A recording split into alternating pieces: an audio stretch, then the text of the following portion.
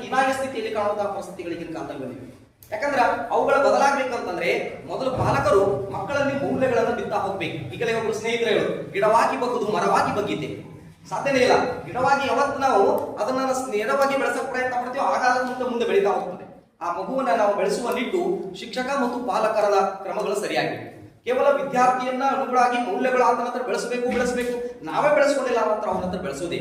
So ಅದನ್ನ ನಾವು ಪೂರ್ಣವಾಗಿ ವೈಯಕ್ತಿಕವಾಗಿ ನಾವು ಹೋಲಿಸಿಕೊಂಡು ಅದನ್ನ ಒಂದು ರೂಪಕ ಸಮಾಜದಲ್ಲಿ ತರಬೇಕು ಅಂತೇಳಿ ತಮ್ಮೆಲ್ಲರಲ್ಲಿ ಕೋರಿಕೆ ಆಗಿರುತ್ತದೆ.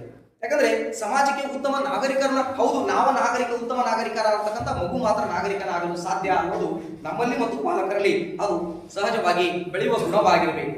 ನೋಡಿ, ಮೌಲ್ಯಗಳು ಸಮಸ್ಯೆಗಳನ್ನ ಪರಿಹರಿಸುವಲ್ಲಿ, ಹೌದು ಮೌಲ್ಯಗಳು ಒಂದು ಉದಾಹರಣೆ ತಾಳ್ಮೆ ಅನ್ನೋದಿದೆ. ನಾವು ಎಷ್ಟು ತಾಳ್ಮೆ ರೀತಿಯಿಂದ ಒಂದು ಕೆಲಸ ಆಗ್ತಾ ಹೇಳ್ತಿದ್ರಲ್ಲಿ, ಗಾಳಿ ಬೀಸಿದಾಗ ತೂರ್ಕೊಂಡು ಬಿಡಬೇಕು ಅಂತ. ಗಾಳಿ ಏನ್ ಬೀಸಿರ್ತಲ್ಲ ಆ ಸಮಯದಲ್ಲಿ ತೂರ್ಕೊಂಡು, ಇಲ್ಲಾಂದ್ರೆ ಮತ್ತೆ ಏನ್ ಬೇಕಾಗ್ತದೆ. ಆ ಉದಾಹರಣೆ ಯಾವಾಗ ಸೃಷ್ಟಿ ಮಾಡಿದ್ರು ಅಂತಂದ್ರೆ ಹಳ್ಳಿಯ ರೈತರಲ್ಲಿ, ಅಂದ್ರೆ ಈ ಡಿಸೆಂಬರ್ 23ನ ವಿಶ್ವ ನಾವು ರೈತರ ದಿನಾಚರಣೆ ಆಗಿ ಮಾಡ್ತೀವಿ. ಆ ರೈತ ಏನಪ್ಪಾ ಅಂದ್ರೆ ಏನೋ ಒಂದು ಗೋಧಿ ಅಕ್ಕಿ ಅಥವಾ ಯಾವುದೋ ಜೋಳವನ್ನ ರಾಶಿ ಮಾಡುವ ಸಮಯದಲ್ಲಿ ಗಾಳಿ ಬಿಟ್ಟಿತು ಅಂತ ತೂರ್ಕೊಳ್ಳದಿತ್ತಂದ್ರೆ ಗಾಳಿ ಬಿಡುವವರೆಗೂ ಕಾಯ್ತಾ ಹೋಗ್ಬೇಕಾಗ್ತದೆ. ಸೊ ಅಂತ ಕಲ್ಪನೆಗಳನ್ನ ನಾವು ಮಕ್ಕಳಲ್ಲಿ ಮೌಲ್ಯಗಳ ರೀತಿಯಲ್ಲಿ ಬಿತ್ತಬೇಕಾಗಿದೆ.